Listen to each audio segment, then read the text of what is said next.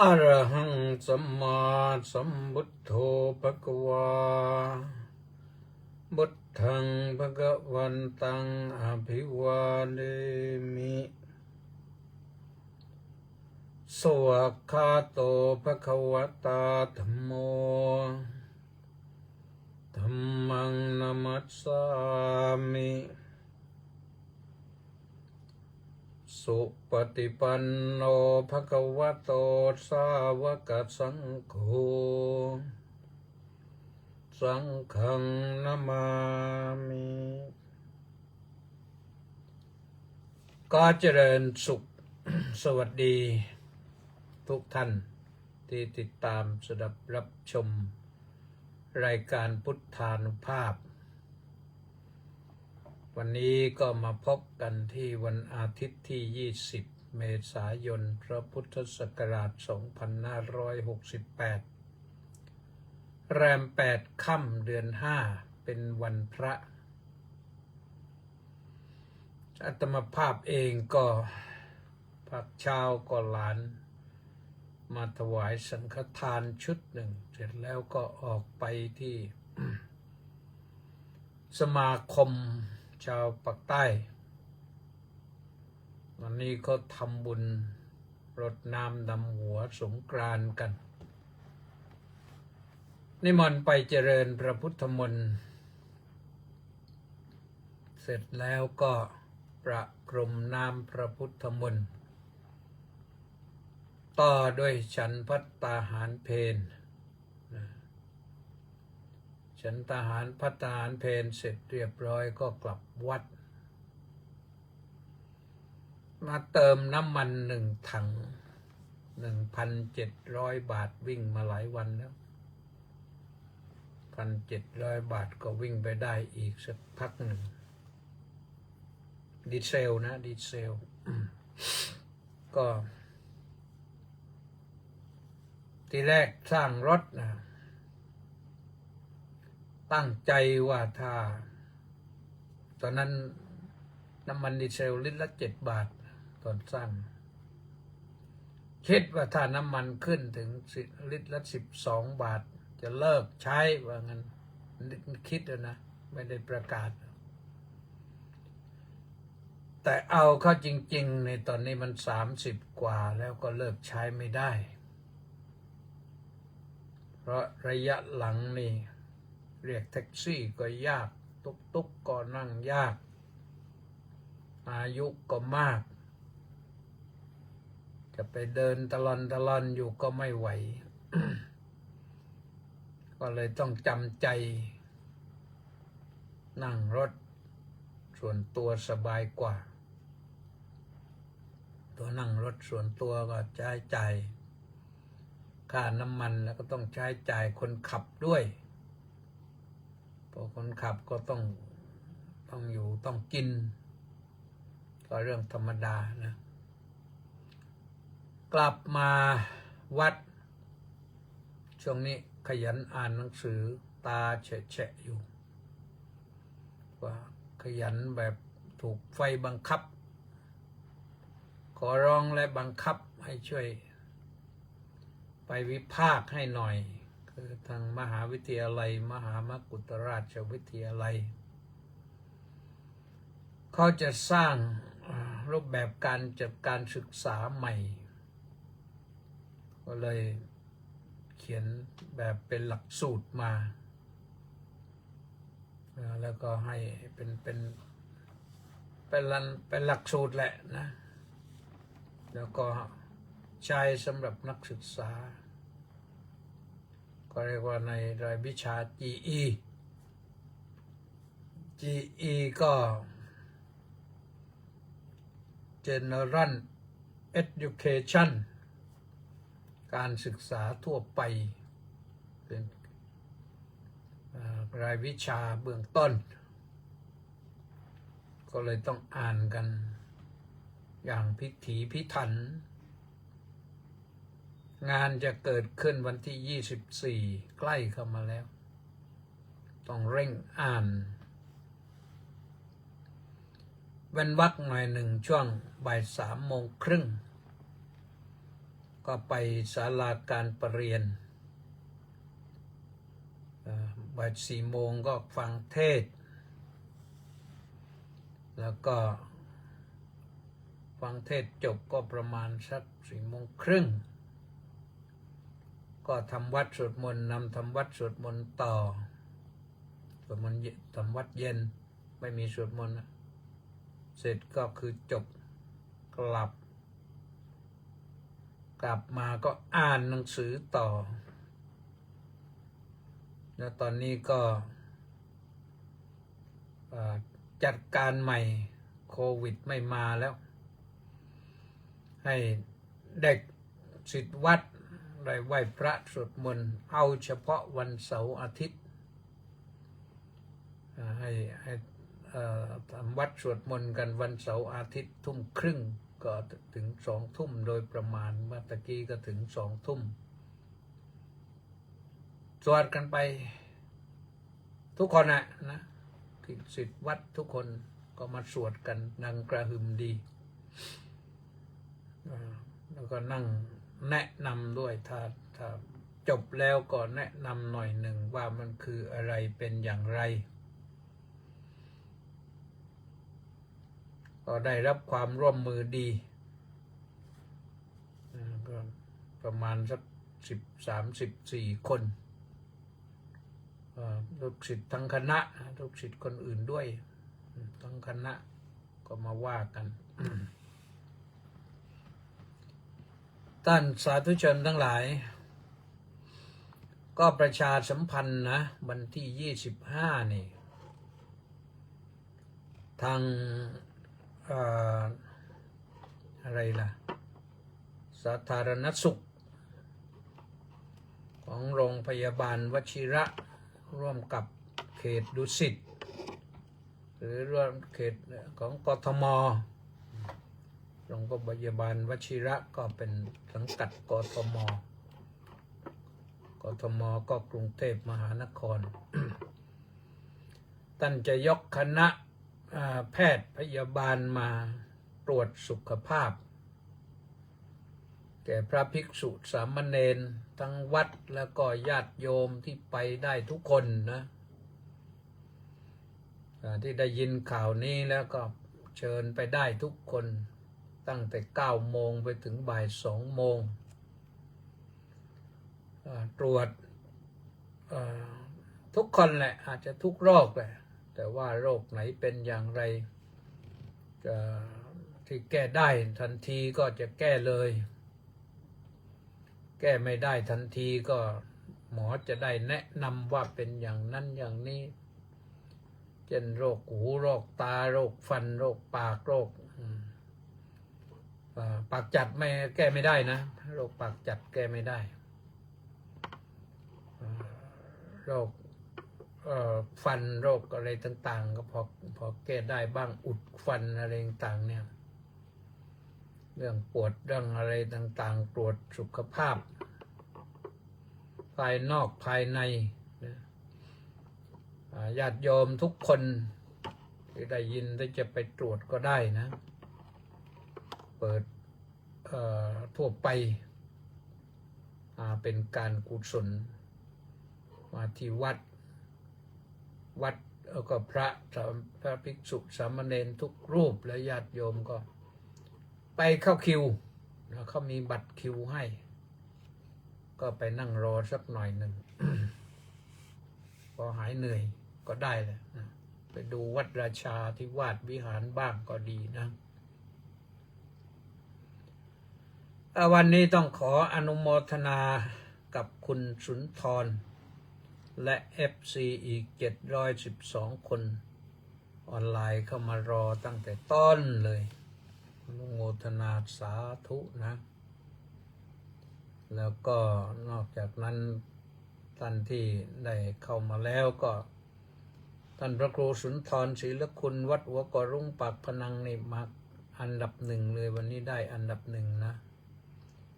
แล้วก็พระมหากรรัตนธรรมโมบอกว่าน้อมกราบถวายสักการะพระเดชพระคุณหลวงพ่อครับผมสาธุสุพจน์จตุรัส นี่ก็สาธุสาธุสาธุมาแล้วนะพนมมือ3 ครั้งมา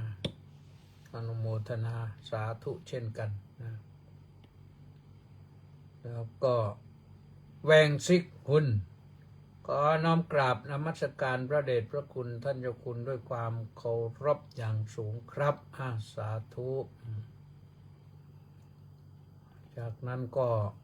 เป็นใครกระแทกไม่ได้นะ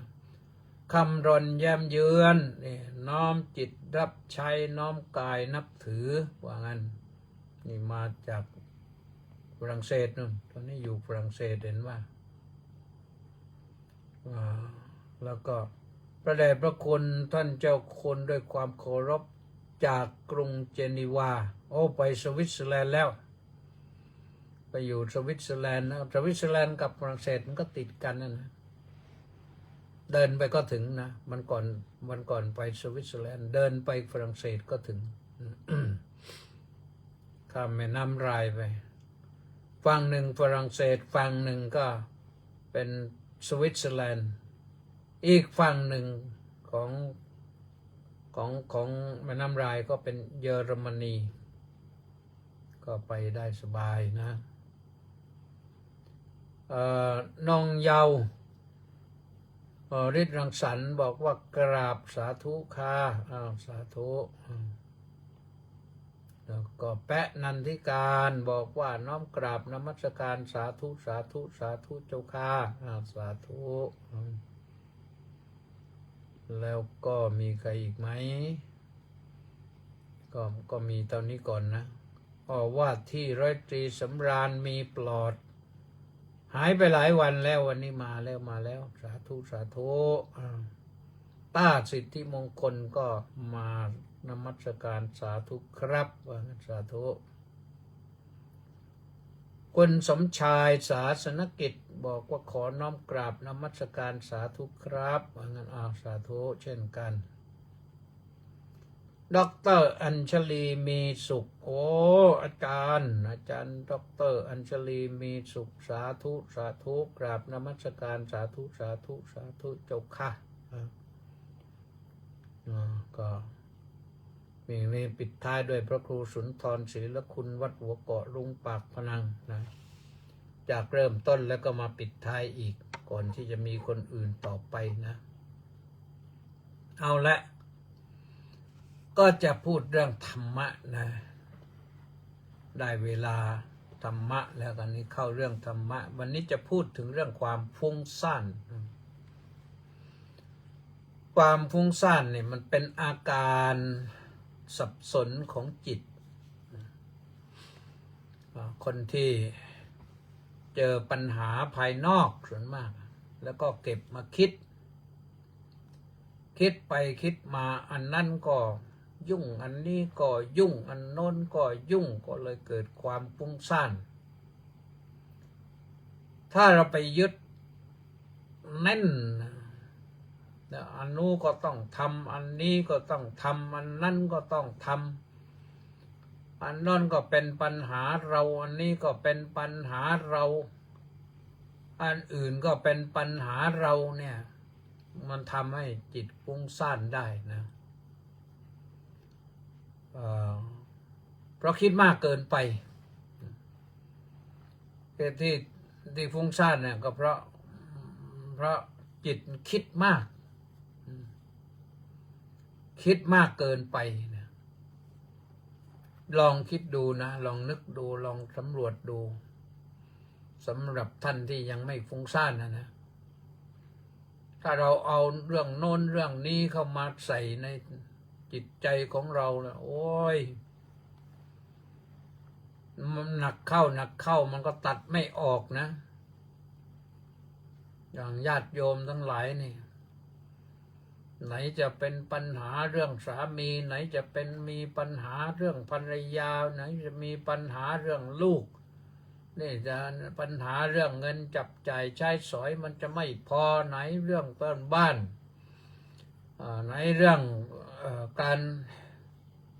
ทำกิจกรรมร่วมกับหมู่คณะโอ้ยสารพัดจะเอาอันไหนดี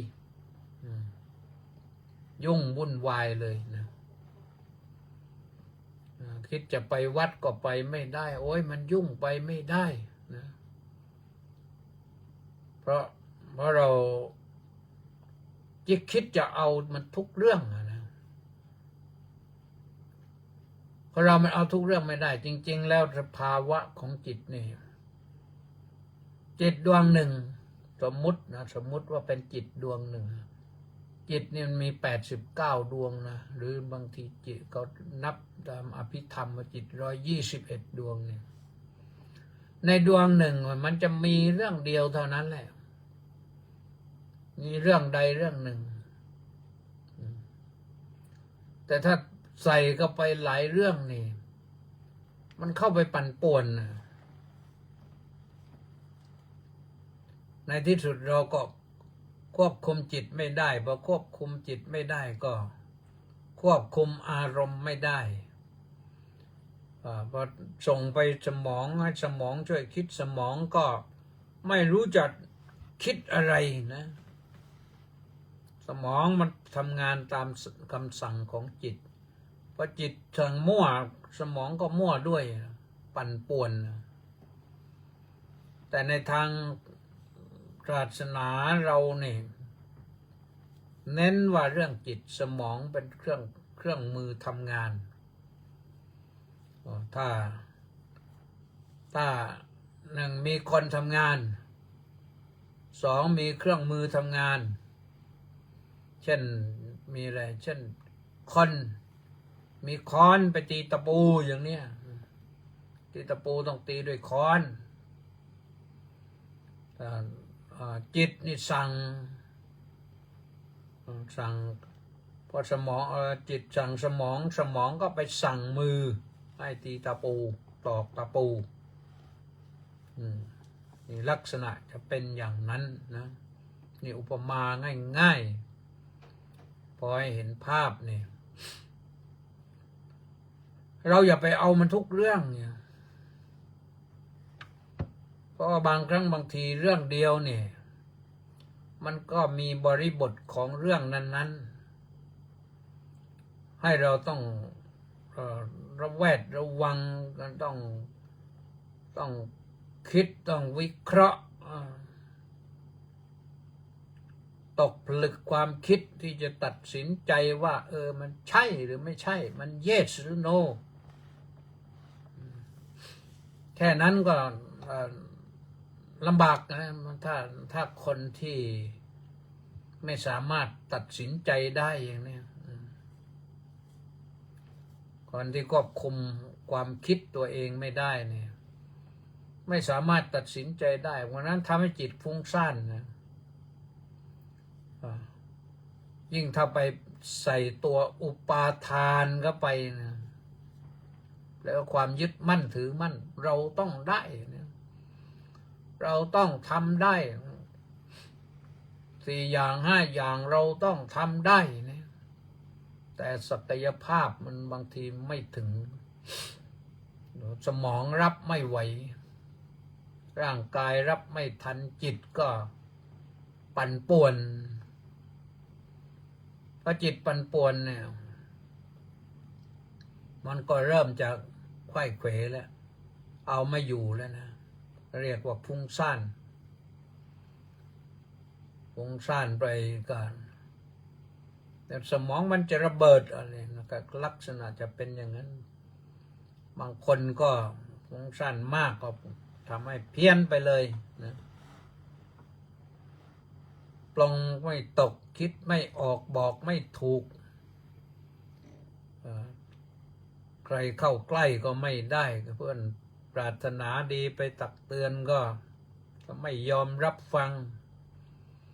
ครูบาอาจารย์สั่งก็ไม่เอาละนะมันทั้งที่คนที่เคารพนับถือไปพูดให้ฟังแล้วก็ยังเอาไม่ค่อยลงนะนี่เป็นอย่างนี้อยากฟุ้งทำอะไรก็ทำสักอย่างนึงปล่อยวางใช่บ้างนะการปล่อยวางนี่ดีนะเราเอาเก็บเอาไว้สักอย่างหนึ่งที่เราจะท หรืออาจจะทำมาเดิม เก็บสิ่งนั้นเลยไว้สิ่งใหม่ๆที่มันเข้ามาปั่นป่วนบางครั้งบางทีเราเห็นมันก็เกิดจิตส่งจิตไปตามสิ่งที่เห็นบางทีเราได้ยินก็ส่งจิตไปตามสิ่งที่ได้ยินบางทีเราได้กลิ่นก็ส่งจิตไปตามที่ได้กลิ่นได้บางทีเราได้ลิ้มชิมก็ส่งจิตไปตามสิ่งที่ลิ้มชิมแล้วจะเอาให้มันได้ทุกเรื่องเนี่ยมันไม่ได้เด็กเดี๋ยวนี้เขาเรียนหนังสือบางทีนะเขาแยกแยะได้ หรือว่าจะไม่ได้ก็ไม่รู้แหละนะก็แยกแยะมันเนี่ยเด็กเนี่ยปากรับประทานอาหารกินข้าวนะก็กินไปตาก็ดูคลิปนอนคลิปนี้ดูหนังดูละครดูเพลงหูก็ฟังไปเรียกว่ากินทั้งตาทางปากและก็ทางหูเรื่องกลิ่นมันไม่มีทางจมูกกินไม่ได้นะแต่ว่าหายใจนั่นแหละเป็นปกติเพราะฉะนั้นเราอย่าไปตามเด็กก็คือเด็กเขาก็อาจจะแยกแยะได้แต่เชื่อว่าเด็กที่ทำอยู่อย่างนั้นก็เรียนหนังสือก็ไม่ได้ดีหรอกอาจจะสอบได้คะแนนดีแต่ความรู้มันดีไม่ได้คะแนนดีสมัยนี้ก็มันไม่เหมือนสมัยก่อนความรู้มันไม่แน่นมันไม่แม่นเพราะฉะนั้นก็ต้องตัวเราเองนะต้องเอาตัวเราเองเป็นหลักนะปล่อยวางไปบ้างตัดสิ่งที่ทำให้ฟุ้งซ่านอะไรที่ทำให้เราฟุ้งซ่านนะจะเป็นเพราะความโลภหรือเพราะความรักหรือเพราะความชังหรือเพราะความเกลียดหรือเพราะความโกรธหรือเราโง่ไปหลงไปปล่อยไปบ้างนะเอาแต่สิ่งเดียว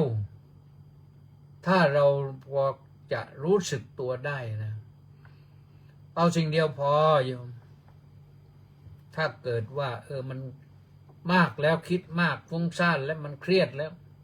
ตัดทิ้งให้หมดเลยเอาสิ่งเดียวถ้าเอาสิ่งเดียวที่ทำอยู่ยังทำไม่ได้ก็มาทำสิ่งเดียวให้จริงจังคือ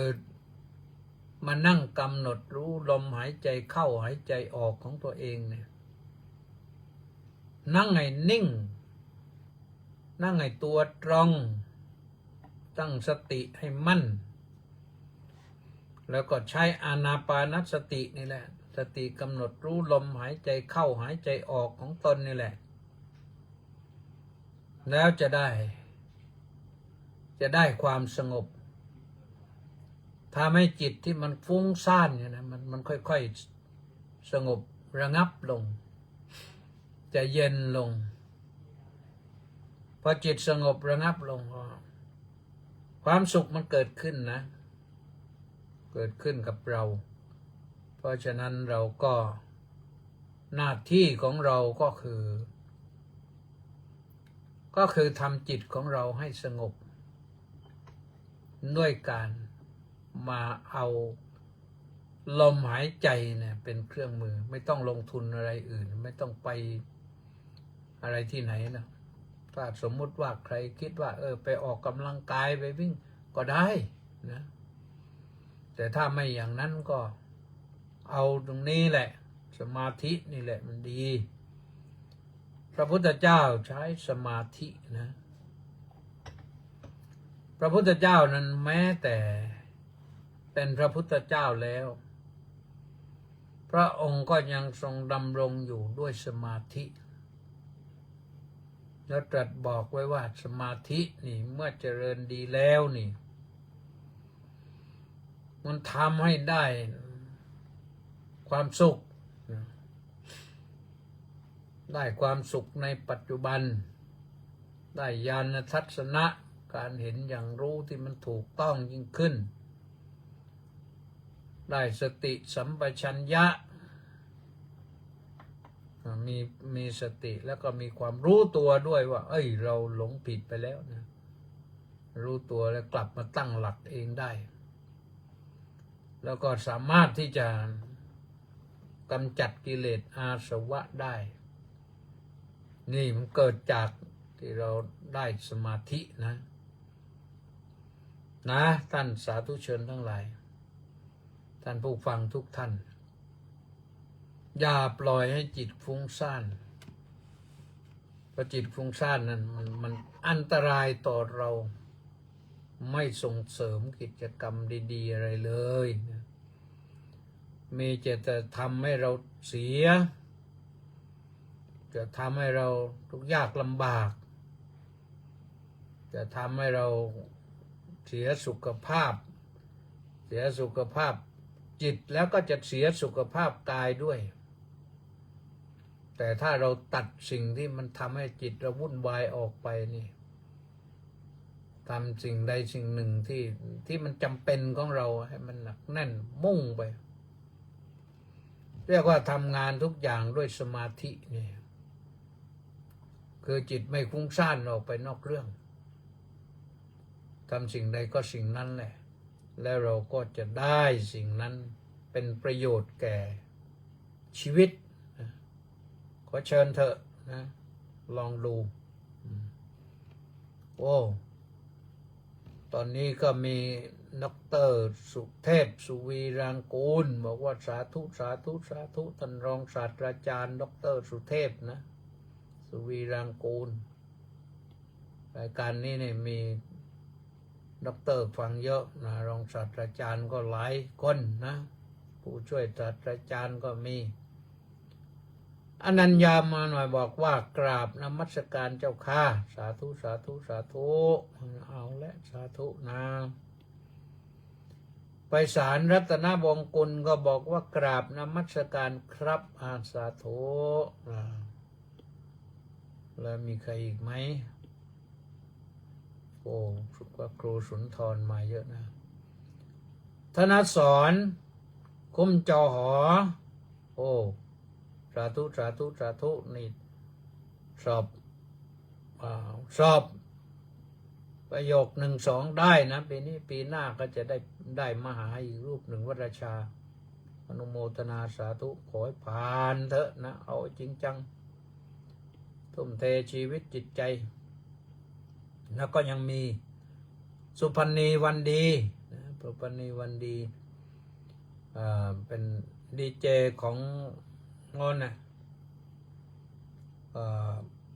FM 88.25 เมกะเฮิรตซ์วัดอาไทยนเรศนครธมอยู่ใกล้ๆกับพุทธมณฑลนะวันนี้ไปเจอเจ้าอาวาสนั่ง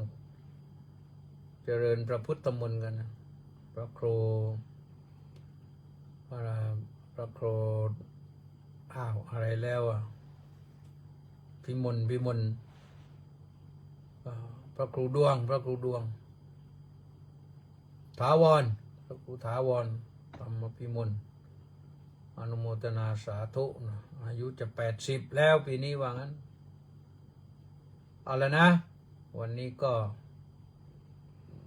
เป็นเวลาพักผ่อนฟังแบบสบายๆนะ30 นาที